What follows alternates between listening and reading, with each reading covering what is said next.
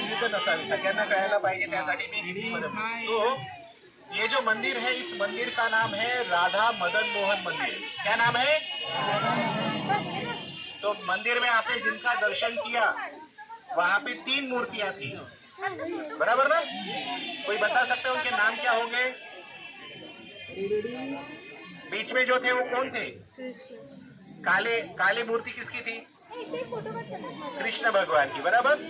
उनका नाम है मदन मोहन, ठीक है। बाजू में और 2 मूर्तियां थी, दोनों की दोनों गोपियां है।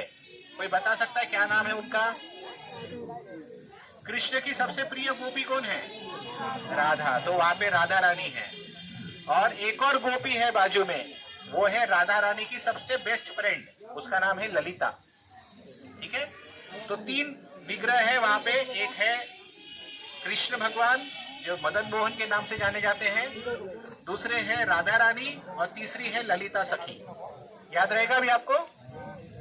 तो आपको ये पूछना चाहिए, जो भी यहाँ पे आते हैं दर्शन के लिए, तो आपको पुजारी से पूछना चाहिए, लोगों से पूछना चाहिए कि हम किनका दर्शन कर रहे हैं, उनका नाम क्या है, तो दर्शन पूरा होता है, ठीक है। तो अभी कथा जो मैं आपको स्टोरी बता रहा था, वो जो था बांसुरी का, उसका स्टोरी ऐसा है कि मदन मोहन जी, आज से कुछ 300 साल पहले की बात है। मदन मोहन जी जयपुर के जो राजा थे उनके द्वारा सेवित थे, मतलब उनके सेवा करते थे जयपुर के राजा। तो ये जो राजा थे, राजा जय सिंह, वो भगवान से बहुत प्रेम करते थे और उनकी सेवा नित्य करते थे।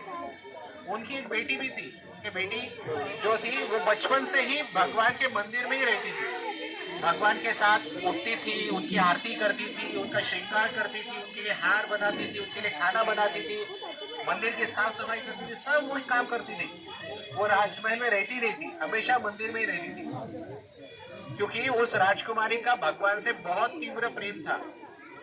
तो बचपन से सेवा करती थी। धीरे धीरे वो बड़ी हो गई। अभी बड़ी हो गई तो लड़की की शादी भी करनी होती है। तो लड़की के पिताजी ने, मतलब राजा ने बेटी से कहा, बेटी अभी तेरा शादी करने का समय आ गया है, अभी शादी करने पड़ेगी तेरे को। तो बेटी बोली कि मैं शादी नहीं करूंगी, तो अगर मैं शादी करूंगी तो मुझे ससुराल जाना पड़ेगा, तो ससुराल जाऊंगी तो मुझे भगवान से दूर जाना पड़ेगा, तो मैं शादी नहीं करना चाहती। तो पिताजी ने बोला, ऐसे कैसे, हर लड़की को शादी करनी होती है। लेकिन बेटी बोली कि मैं शादी नहीं करूंगी। तो बहुत आर्ग्यूमेंट हुआ। फाइनली राजकुमारी ने कहा, मैं एक शर्त पे शादी करूंगी, अगर मेरे ससुराल में भगवान आएंगे तो मैं शादी करूंगी, नहीं तो नहीं करूंगी। तो राजा ने कहा, ऐसे कैसे, मैं भी भगवान से बहुत प्रेम करता हूँ, मैं भी भगवान के बिना रह नहीं सकता। तो फिर राजकुमारी और राजा में अनबन हो गई, ना राजा मानने को तैयार, ना राजकुमारी मानने को तैयार। अब क्या करें? तो उस राजा का एक मंत्री था, मंत्री ने राजा से कहा कि हम एक आइडिया करते, अगर सच में आपके बेटी का इतना प्रेम है भगवान के साथ तो परीक्षा लेते हैं, अगर उस परीक्षा में वो पास हो गई तो समझने का उसका प्रेम सच्चा था। तो राजा ने ठीक है, क्या है परीक्षा? तो उन्होंने कहा कि मदन मोहन जी जैसे कई सारी मूर्तियां बनाई जाएंगी, सेम डुप्लीकेट मूर्तियां बनाई जाएंगी, और राजकुमारी को आंख पर पट्टी बांधकर उसे पहचानना है कि उन सब डुप्लीकेट में से ओरिजिनल कौन सी है, ठीक है। तो राजा को आइडिया अच्छा लगा, तो राजकुमारी को बता दिया गया कि तुम्हें ये परीक्षा में पास हुई तो हम तुम्हें तुम्हारे शादी में भगवान को भेजेंगे। राजकुमारी ने उस रात भगवान को बहुत प्रार्थना की, भगवान के लिए रोई और कहा कि मुझे पास करो, मैं आपके सिवा नहीं रह सकती। तो भगवान भी सपने में और कहा कि चिंता मत करो, मैं भी तुम्हारे साथ ही आना चाहता हूँ, तुम जहां रहोगी मैं वहीं पर रहना चाहता हूँ, तो कल का जो तुम्हारा टेस्ट है उसमें मैं तुमको पास कर दूंगा। तो राजकुमारी खुश थी। अगले दिन जब परीक्षा का समय आया तो उसके आंखों पर जब पट्टी बांधी गई तो वह हर एक मूर्ति को स्पर्श कर रही थी।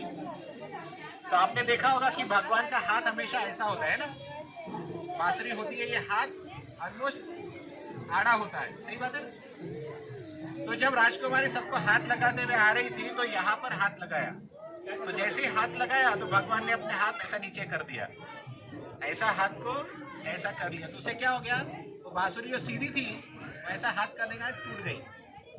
और तब से वो बांसुरी टूटी हुई वहीं पर है। और इस प्रकार से वो राजकुमारी ने ओरिजिनल भगवान को पहचान लिया। और फिर जब उनकी शादी हुई तो राजा ने फिर भगवान को जाने की अनुमति दी। और तब से वो जो भगवान की मूर्ति है आज भी वो राजकुमारी के ससुराल में है। राजकुमारी का ससुराल का नाम है करौली। राजस्थान के से 70 किलोमीटर दूर पर करौली नाम का गांव है और वहां पर भगवान का सुंदर मंदिर है अभी भी। तो ये मंदिर जो है उसी मंदिर का डुप्लीकेट बनाया आप, समझ में आया आपको? तो भगवान, अब ये मत सोचो कि भगवान की मूर्ति पत्थर की होती है। जब कोई भक्त भगवान से अत्यंत प्रेम करता है तो भगवान पत्थर के रूप में भी लीला करते हैं, क्योंकि हमारा इतना प्रेम नहीं है भगवान के साथ, इसलिए हमें वो पत्थर दिखाई लगते हैं। लेकिन जब हम भी उस राजकुमारी के जैसा प्रेम करने लग जाए भगवान के साथ, तो भगवान भी हमारे साथ आदान प्रदान कर सकते हैं, चमत्कार दिख सकता है हमको। समझ में आया आप सबको? तो इनको साधारण मूर्ति मत समझो, साक्षात भगवान है। और वो टूटी हुई जो बांसुरी है वो उसी का प्रतीक है कि प्रेम के द्वारा भगवान को जीता जा सकता है, ये दर्शाता है। समझ में आया सबको? तो ये कथा बताने का उद्देश्य क्या था? आप जब दर्शन करने जाए तो वहां पे कथा सुने। केवल हाथ जोड़कर माथा टेककर आने से आपके दर्शन पूरे नहीं होंगे। देखिए, जब तक मैंने आपको ये बताया नहीं था आपको पता भी नहीं था, लेकिन जब ज्ञान हुआ, कानों से सुना, तब आपका दर्शन परिपूर्ण हुआ। तो याद रखिए, जब भी किसी तीर्थस्थल जाओ तो वहां पर मंदिर के पुजारियों से, भक्तों से जानकारी प्राप्त करो, तब जाके आपका धाम यात्रा सफल हो पाएगा। समझ रहा है सबको? हरे कृष्ण। तो अभी हम एक टूर दे रहे हैं कुछ भक्तों को। अगर आप चाहते हैं तो हमारे साथ ज्वाइन हो सकते हैं, ठीक है? आपकी इच्छा। उस टूर को 1 घंटा बुरा लगेगा तो आपके ऊपर है, हमारे साथ आना है तो आ सकते हैं, नहीं तो हम आगे जा रहे हैं, ठीक है? हरे कृष्ण। चला आता आपण आलो इथे सांगितली माहिती पूर्ण आपल्या मंदिराची। तर त्या प्रकारचे म्हणतात की वासुदेव अशी कशी तुटलेली आहे तर पाहायचे आपण।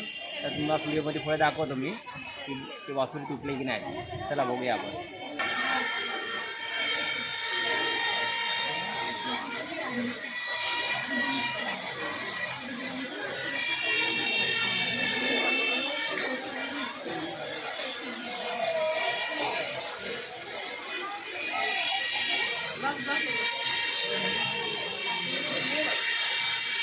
यामध्ये बघा 2 बासुरी दिसतात, एक तुटलेली आहे आणि एक आलेली आहे।